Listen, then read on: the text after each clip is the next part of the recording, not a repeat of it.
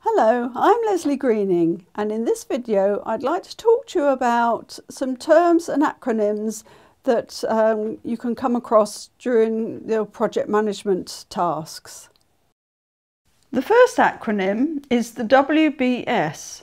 This stands for the Work Breakdown Structure. This is a hierarchy to organise your project's deliverables by work streams, as you can see in this example. PBS. This is the product breakdown structure. This is similar to the work breakdown structure, but is structured by products and subproducts, or if you will, assemblies, sub-assemblies and components. VE. Value engineering. Value engineering is a way of optimizing the overall value of the project. It attempts to achieve the lowest life cycle costs available for the project without compromising aspects such as quality, reliability or performance of the product or the service. SME or SME. These are subject matter experts, people who are experts in their field.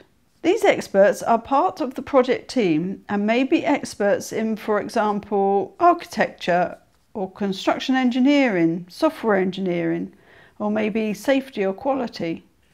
CCB, Change Control Board. This is a body that can make decisions on changes required for the project, either affecting cost, time or scope, or a mixture of these.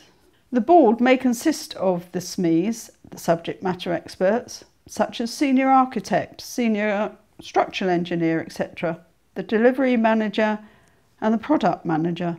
The board must, however, include those who can approve the change. BOM, or BOM as it's known, the Bill of Materials. This is a formal and complete hierarchical documentation of the specific items that are needed for the finished product or the service that you have in your project. This list can include specific components, assemblies and sub-assemblies. The Bill of Materials is typically one of the first items drafted during inception of a project. PMIS. Now this stands for Project Management Information System. Many organisations have these, and they are used to plan schedules, budgets, and also to assist with executing the work required in the project management, for example, procurement. RAM, or RAM as it's known, Responsibility Assignment Matrix. This provides information of roles assigned to the tasks within a project. RACI, or RACI, Responsible, Accountable, Consulted, Informed. It's a type of RAM, but it's more detailed in the actual function of the roles. It is a matrix that shows actions of the roles against the deliverables. Here is an example. The matrix shows roles of the projects in the columns at the top of the spreadsheet and the deliverables in the rows.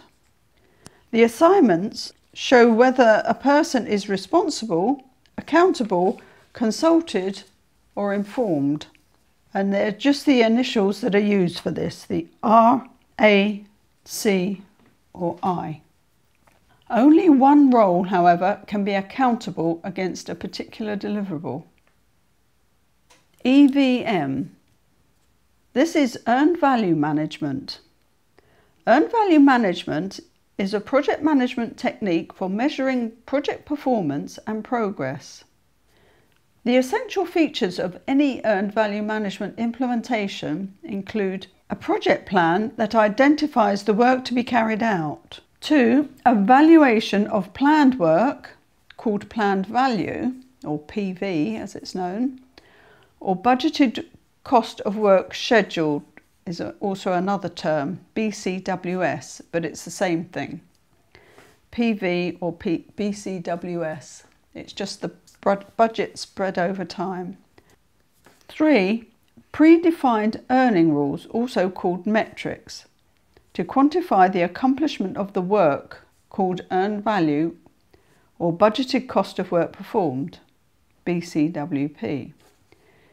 If you'd like to know more about this topic, check out my video explaining about the process of earned value.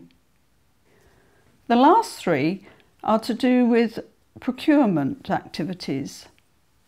The first one is RFP. This is a request for a proposal. It's a type of procurement form used for the purpose of requesting or soliciting proposals from prospective sellers of a product and/or a service. RFQ. This is a request for quotation. An RFQ is commonly used to obtain pricing and delivery information, also the terms and conditions from suppliers. And lastly, RFI. An RFI is a request for information. This is generally used when the solution to a business problem is not clear or evident. The RFI is used to gather information. It's not, however, used to make a selection or to make an award. That's all from me in this video. Please hit the like and subscribe if you found this information useful. Leave any comments or any feedback, any questions that you have, and I'll be happy to answer them.